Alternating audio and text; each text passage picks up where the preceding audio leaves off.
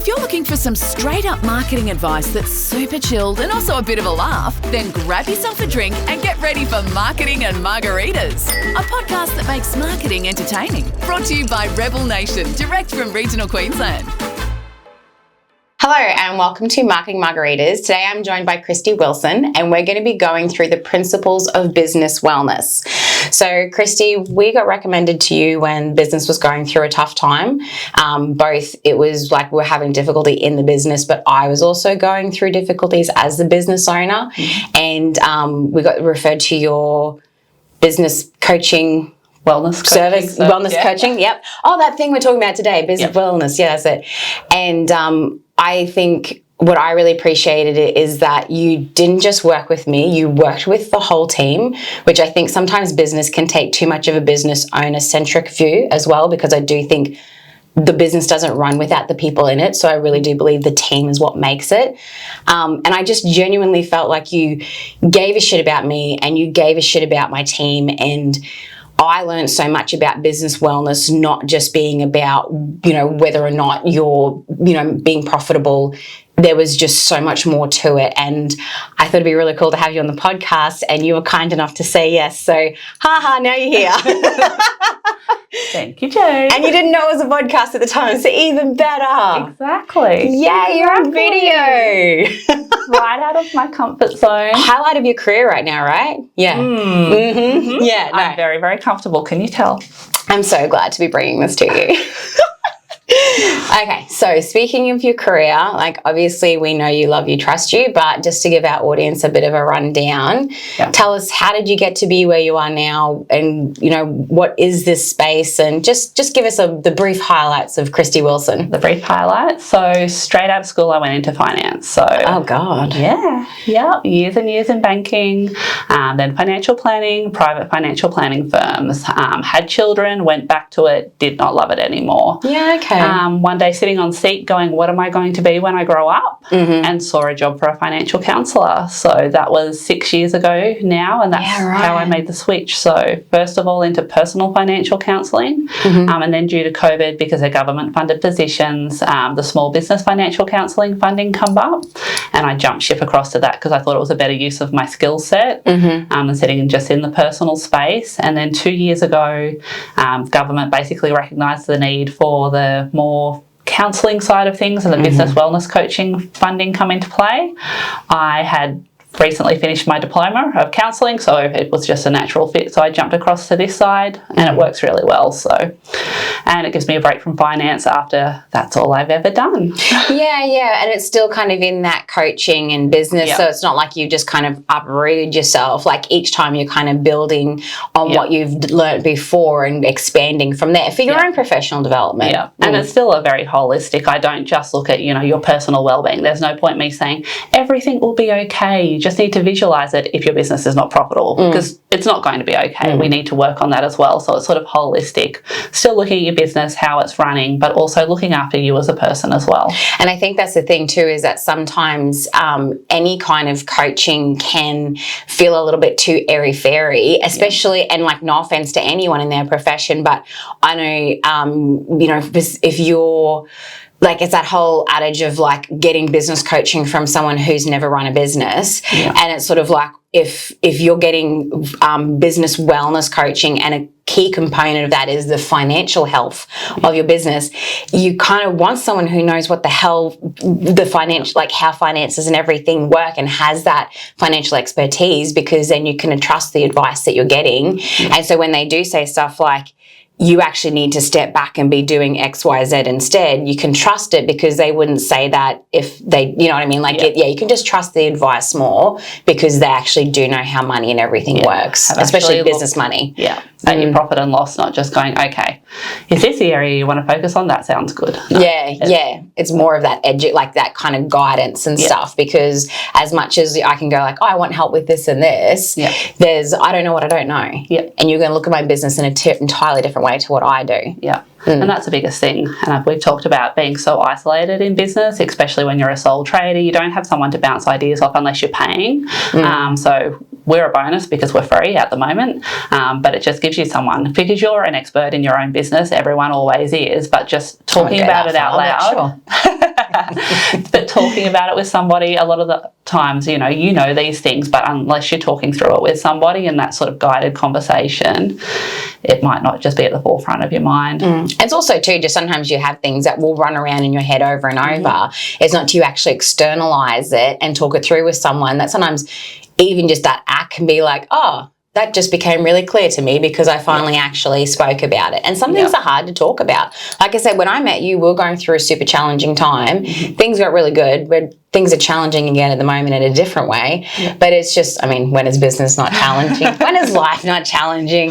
But it's sort of like, I don't know, I think that having someone there who was, that you could trust but was like interested but also not a part of things or whatever, it was definitely, it was very meaningful to me. It was very, I really appreciated the support. Thank you. God, that got soft, Gilla. All right, let's move on from there. I hate that crap. All right, so Kristy, now to the hard stuff. Now I'm going to drill ya. Lovely. Is this revenge for what I did to you? Yes. Okay. Oh, yeah. I mean, perfect.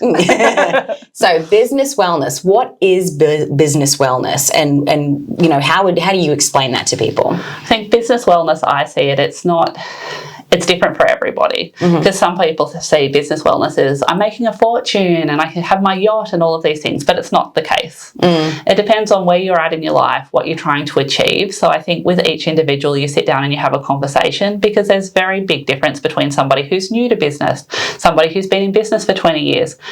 The lifestyles that we want, you know, you might be happy living, you know, a lot of people are happy with a simple lifestyle. Some people aren't. So it's having a business that will support your needs. And if it doesn't, exploring, well, what do I need to do to change, or is business the right thing for me? Because I've come across people too that can't handle the uncertainty of business, because there are ups and downs and it's a lot of stress, it's a lot of pressure, it's a lot of hours. Yeah, it is. Yeah. Why do we do it again? I'm not sure. Yeah. But if this was a coaching session, I'm just going to say, yeah, I'm going in the other direction. I'm going it's with the love of it. But there's a lot of positives, obviously, in business as well. You're creating, you know, you're putting your passion and your hard work into a dream, and it can be a brilliant thing. And people can make a lot of money, and a lot of people I see, unfortunately, don't make a lot of money, but they still want to do it anyway. So that's the biggest thing I found. Amazing working with some businesses. You know, you could be potentially earning more working for somebody else, but they're so passionate about what they want to do and providing a service to the, you know, our community. To the standard that they want to do and everything too. And being able to choose who you work with and how you work with them and everything. There's a lot of freedom in it, even though it obviously has an intense amount of responsibility. So that's it. So when you say business wellness, it's what is for that individual, what fills their cup, basically. Everybody's doing it for a different reason. So it's not just the going there to make money like you do when you're working for wages. Obviously, I come to work because I love doing what I'm doing. But, you know, a lot of people in business, there's that real core. Like, you love what you do. You absolutely love what you do. I do. I have lots of people, especially that work with animals, they love what they do. So, you know, it's being able to fulfill that need for this community, I guess. So it's, whatever fills your cup. Yeah. Okay, cool. And I don't go in there with a preconceived idea, because I know a lot of the time when you look at the finance side, I could go in and be like, why are you doing this? Get a job. You can make more stacking shelves. What are you doing? But we don't work like that. Yeah, okay. Yeah, like you said, because it's different for everybody. Yeah. Okay, so what would you say then the key pillars of business wellness? Well, we still do go to financial well-being. Well, dude, without cash, it doesn't happen. It's, you know, for better or worse, it's not a good thing or a bad thing. It just is. That's it. So it's making sure you're aware and that the business can support what you need. So with us, we always look at your financial well-being. There is another side to my program where we have small business financial counsellors who can go even more in depth, so they can sit with you and go through profit and losses and projections and do all of those things. So we support businesses, like I can support any small business. They can only support businesses that are struggling financially or in hardship. But struggling financially can literally mean you're not drawing enough income to sustain the lifestyle that you want to. So it is still quite open. You can look us up anytime. But yeah, making sure that basically you can meet your needs. and some of your wants is what the financial well-being side of it. Because we need to be able to enjoy life. But then outside of that, I believe it's more about the people, and it's not only the business owners, it's also the staff. Yeah. So that's what I always got from you. Like, I remember when we first started working together, you were like, you sat down to meet with me a couple of times, and then you're like, if it's okay, I'd like to sit down with each one of your team. I'm like, that'd be great. Like, because then it's not just my feedback you're getting, it's all of theirs as well. And who knows what nuggets of improvement could just be sitting there in someone else's brain. That's it. And you don't know where each individual are. And I also know myself, like, you know, we all do it. I touched the microphone. When you're stressed, you don't work to capacity. And everybody has personal lives. Everybody has things going on, and we all know what we do need to do to look after ourselves. Which doesn't mean we do it. Doesn't mean we do it. Sometimes having that accountability also helps. Like, I know myself, when I'm busy, the first thing that goes out the window is exercise, which I also know makes me feel so much better. If I exercise in the morning, then I function better at work and I feel more motivated. Yeah, I've heard that. Yeah. Interesting concept. Yeah, all of those things. Eating healthy. We know if we have a belly full of Maccas, we then feel like crap. Yeah, we do. Yeah. So it's really going through those things, and sometimes you need somebody to point out the obvious too. You get caught in a rut and you don't remember it anymore, and I think it's going through that, especially as a small business owner. Your health often gets put on the back burner, so it's just going through the... Feeling personally attacked right now, but that's fine. It's going through all those things. A big thing, taking time out to relax. Like, you know, as we know, a lot of people don't do that. So just that time away. You'd be so proud of me. I actually was going through a really busy, stressful time with the business, and like home and weekend, like everything was really crazy, and I could see it coming. And so I booked in. I took a Friday off, and we had 3 nights at this little farm stay where it wasn't like a holiday because there was like nothing to do. You know what I mean? Like, we didn't have to go do anything. So, like, we lay under some trees for a few hours and read books. Like, it was fucking amazing. That is bliss. And I literally said to Luke afterwards, I'm like, taking those few days out from home and from work and just properly having downtime and relaxing and stuff. The following week was quite full on and intense and tough. And I said to him, like, I feel so much like I'm actually coping so much better and keeping my shit together because I was able to dial it down so many notches from that weekend. Yeah. Do I get a gold star now? You get a gold star, and you see what I bang on about. Yes, because it seems counterproductive when you're like that and taking time out. But you actually then can often achieve more or do it better. I'm just coming at it from a better headspace. Yeah. You know, like, you make better decisions when you feel good. Yes, that's it. And you're just more motivated, more passionate. It all comes through. So it is a big one, just taking time out and spending time with people outside of work. So having those connections with your friends, with your family, with your partner, all of that's really important, because otherwise, you know, at work, you're still the boss. Like, you work with a great team. You have an amazing team. But you're still the boss. You're still the boss. And I say that to the team sometimes. I'm like, I just feel like I'm one of them. Like, I just feel like we're a team.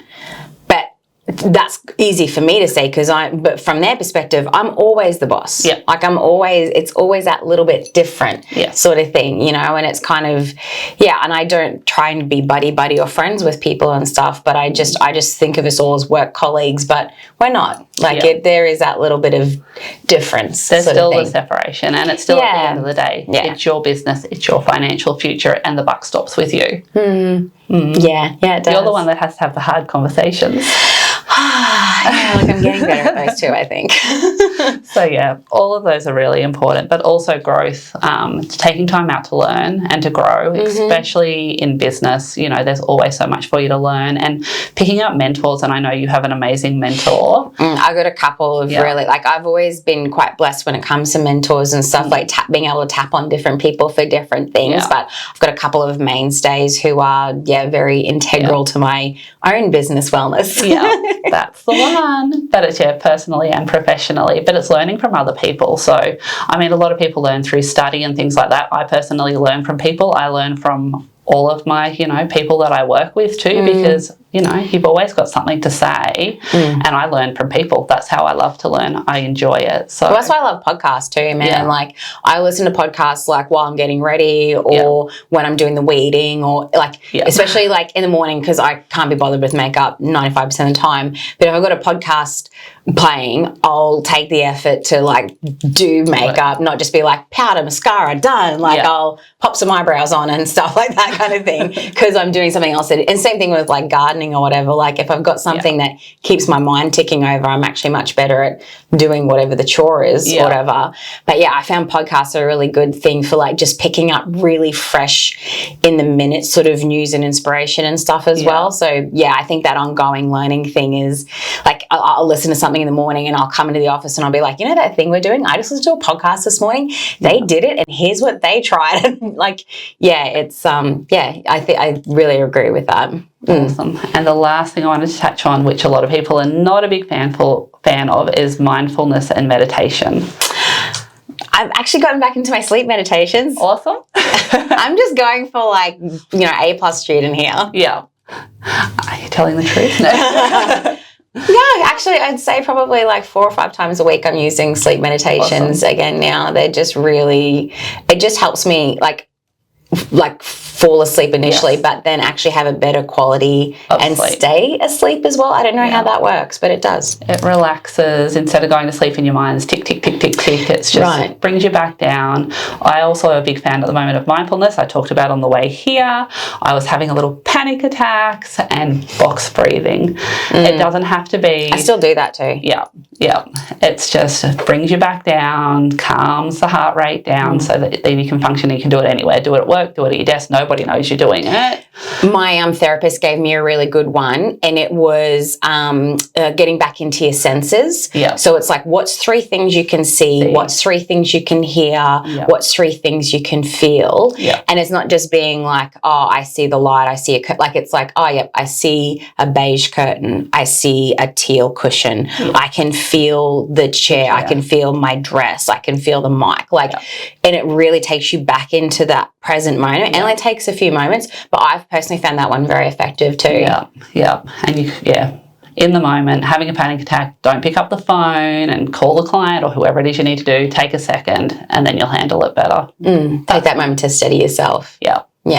Okay, cool. So there are pillars of business wellness. Yeah. So then I wanted to get from you, what were your top 3 tips for achieving business wellness? Is achieving the right word to use there?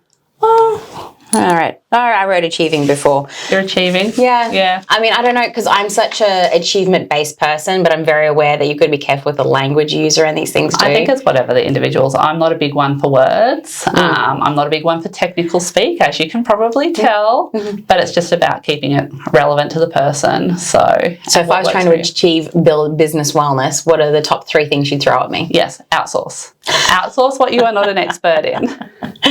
Be it marketing, because a lot of people get caught up with that and do it terribly, and bookkeeping. Do not try and do it if it is not your thing. So if you are a fluffy dog expert, you are probably not a great bookkeeper. Doesn't usually go hand in hand. So a lot of businesses spend a lot of time in a space they don't need to be, where they could be actually earning more billable hours in that time and paying a professional to do it, who will pump it out and do it correctly, because they're things that you can't muck up. You muck up your marketing, you've got no clients. You muck up your books, you end up with a big ATO bill. So it's important to get it right. So just outsource any area that you struggle with. Outsource or learn. You've got 2 options. Don't just fumble your way through. Unfortunately, that's when I find a lot of businesses, is when they've tried to fumble their way through. Okay. I think like I've always worked with an accountant. Yes. Is that the same thing as having a bookkeeper? Yeah. So because they check over all the money stuff. Yes. Yeah. So it's not just your eyes on it, sort of thing. It's not just your eyes on it. But you've also got a staff, and you've got people. Oh yeah, I don't actually do the whole thing or whatever. Like that's We get people that unfortunately think they know, but I mean, I still get people come to me that have still got a shoebox. Serious? Yeah. Oh my God, it's the 1970s. Cool. Yeah. So they've got a long way to go. You're well beyond that.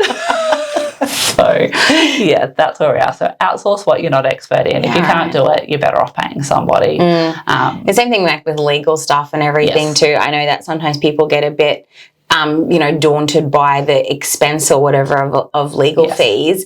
But then I always think too, I'm like, the expense of not getting that, paying, say, $500 now for this little piece of advice to check over something versus what you could be liable for if you don't do it. To me, that's, in a commercial sense, I'm like, that's, to me, it's a no-brainer. Yes. Like, I would never sign a lease, for example. Like I signed leases for renting for me personally without reading shit because sure, Jade McCauley signs for whatever. Yeah. But like with a commercial lease, I've always gotten a conveyancer, solicitor, that thing, to go through it or whatever, because I would not trust signing that. Not you don't trust the landlord, but I wouldn't trust myself to know what the hell is going on. But a lot of people do, and a lot of people then don't realise that there's personal guarantees. So then when the business goes bad, unfortunately, and they can no longer continue, they don't realise those extra 2 or 3 years of rent they're still liable for. And that's when we do see a lot of people, and they don't realise then that they can lose their family home because of it. So, see, that's it. I know that. Like, I know when I signed or whatever, I'm the personal guarantor or whatever I think it is for our lease sort of thing. But I'm well aware of that because I guess it's that difference. Like, it doesn't change the fact, but knowing it makes you better prepared. Yeah, that's it. Okay. Yeah. But there's a lot of people out there and they don't know what they don't know. And it does say on there that, you need to seek legal advice, but unfortunately a lot of people don't because they're caught up in the moment. They're excited. They're starting a new business. But no, just pay. Just get it checked. If you cannot afford to pay for legal advice before you're opening a business, you're not in the financial position yet to open a business, in my mind. Oh, yeah. Okay, that's an interesting way of looking at it. Outsource connection. So being in business is isolating, which we touched on before. So making sure you're making connections, be it with other business owners, but socially as well, having that separation because you're you. And as you said, you've got an amazing team. You can see yourself as one of them, but you're still the owner. Yeah, so, I still have to make the yucky decisions and do the yucky things that no one else wants to do. Exactly. So it's important to have those conversations out of it and knowing your financial position. So you cannot rely on anybody else to know your financial position. Like, you might have an employee doing it, a bookkeeper, an accountant, but you need to know as well, because at the end of the day, it's your name's all over it. It's your financial future. It's your business. So it's so important that you know where you're at. So everybody's read the horror stories about, the bookkeeper that it's stolen thousands of dollars out of the business and things like that. So. Yeah, I guess that's the thing. Like, I mean, I kind of worry sometimes that I would never want my team to think I was micromanaging them. But at the same time, like, for example, Min does the accounts on a Monday, and then before she even sets up a payment, I run through it all and go, yep, that's cool, and I'll be like, oh, that looks weird. I think they've charged us, but that was actually meant to go to the client, or so, you know what I mean? Like, because I just know the workings of the business a bit more than Minda, so I can pick those things up that she doesn't. I can't imagine ever getting to a size where I wouldn't want to do that. Yeah. That's it, because there's just things that there's things squirreled away in other people's minds that I don't know. Like, when it comes to the inner workings of the business, I feel like I'm the person who's going to know more than anyone else about it. Yes. Sort of thing. So it just kind of makes sense to me that I would be that I'll be that run through or whatever. And that's like, with the team sort of thing, like, I want, you try and give people the freedom to do what they're going to do. But at the same time, it's that trying to be there as a support, but also you kind of do want to offer direction sometimes because it is your business and there are ways that you want things done. So it can be a bit of a fine line. It can be hard. It's also, I find too, sometimes they don't know how to have the hard conversations with you. And that can even be accountants as well. So they don't know how to, broach. So I know not in your case, you've got an amazing accountant. Love my accountant. Yes. But there are some accountants out there, and we've picked up clients that, they just struggle to have those hard conversations. They don't know what to say to people. So, and everybody's different, and it can be the same with your staff members too. Like, it would be very hard for, an employee to come to you and go, so Jade, it's kind of cooked around here at the moment.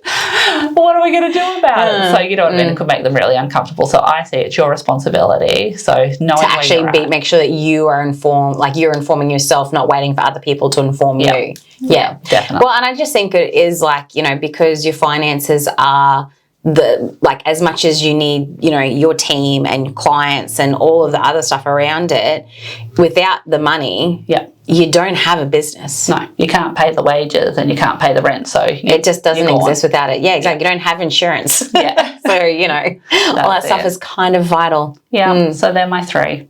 Cool. 3: outsource, connection, and finance.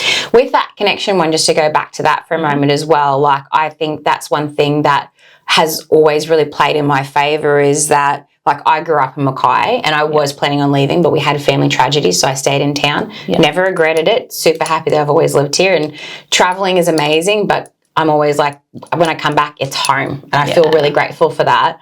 But another positive for it is that growing up, like living in the same place I grew up, is that, you know, I started going to networking things when I was still doing my degree because I'm in marketing and I knew networking was important.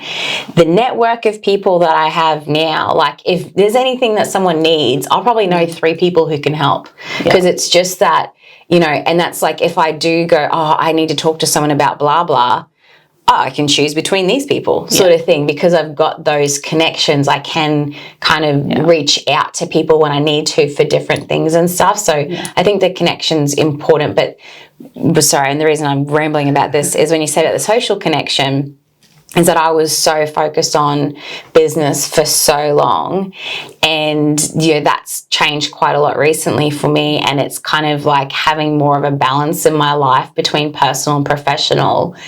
It's really different. So I still love business so much, but it's kind of life is it's you need fuller. to have a life as well. And it's kind of, but it's sort of made my life better.